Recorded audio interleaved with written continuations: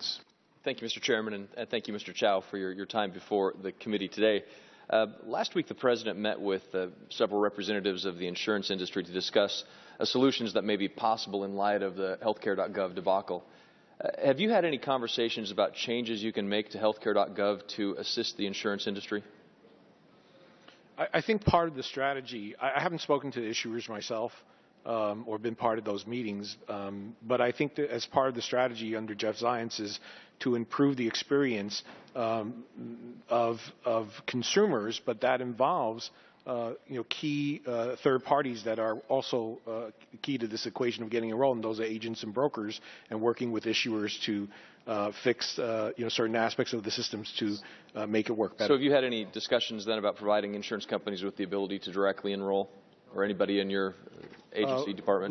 We had designed something called direct enrollment into healthcare.gov, or part of that FFM system architecture to accommodate that. And so that's ready.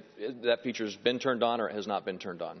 It was not working well initially, like many other things, but we have been performing fixes and optimizing it and working with issuers to get direct enrollment up. So have you had any discussions about giving insurers direct access to information on eligibility for subsidies?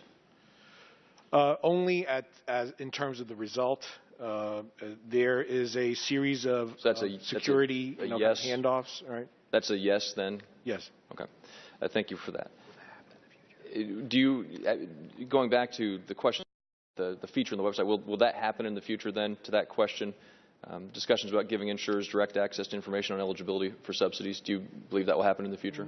It's not really direct access. It's more of a handoff, a secure handoff in which they've collected enough information about the applicant and their, or an agent and broker, and this person has given authorization for consent to work with them as a third party. So that's a yes then again as well?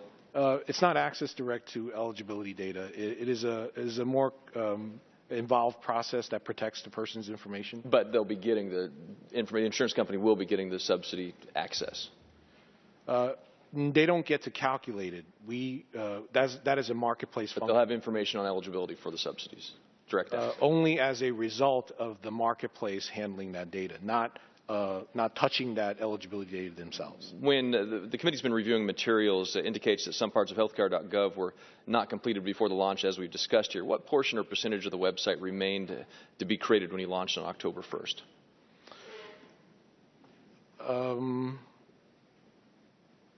I don't have an exact percentage. I think some of previous conversations when people ask about whether things were complete, I look at it in terms of overall marketplace systems. So you've never talked about what's complete, what's not complete, whether it's how much to go? I think there was a set of priority functions that needed to be in place. Like, for example, you had to authenticate an individual. That's a key function that had to. Well, how much do we have to build today still? I mean, what do we need to build? 50%, 40%, 30%? I think it's just an approximation. We're probably sitting somewhere between 60 and 70% because we still have to build the system. 60 or 70% that needs to be built still? Because we still have to build the payment systems to make payments to issuers in January. Let me get this correct. 60 to 70% of healthcare.gov still needs to be built. It's not really healthcare.gov. It's the federally facilitated marketplace. But the entire system that the American people are being required to rely upon. That part is 70%. Healthcare.gov, the online application, verification, determination, plan compare, getting enrolled, generating an enrollment transaction, that's 100% there. What I'm talking about the entire system is 60 to 70% away from being complete. Yeah, there's the back office systems, the accounting systems, the payment systems, they still need to be. How, of those 60 to 70% of systems that are still being built, how are they going to be tested?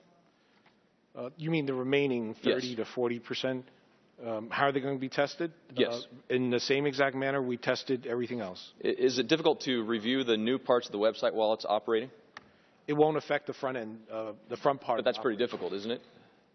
Excuse me? It's pretty difficult to review it while it's in operation, correct? No, it doesn't involve the front part. Right, but where it's operating within. When we're trying to calculate a payment, derive a payment, do data matches on the back end, that doesn't affect the healthcare.gov operations. How long will you have to test those parts that you're building? They're on an ongoing basis, depends on their build schedule. So is it appropriate, given the performance of healthcare.gov where we're at right now, to launch any new applications or features without testing them heavily before they go live? We are testing. Mr. Chairman, I have several other questions, and we'll follow up with you, but thank you for your time. Thank you. Now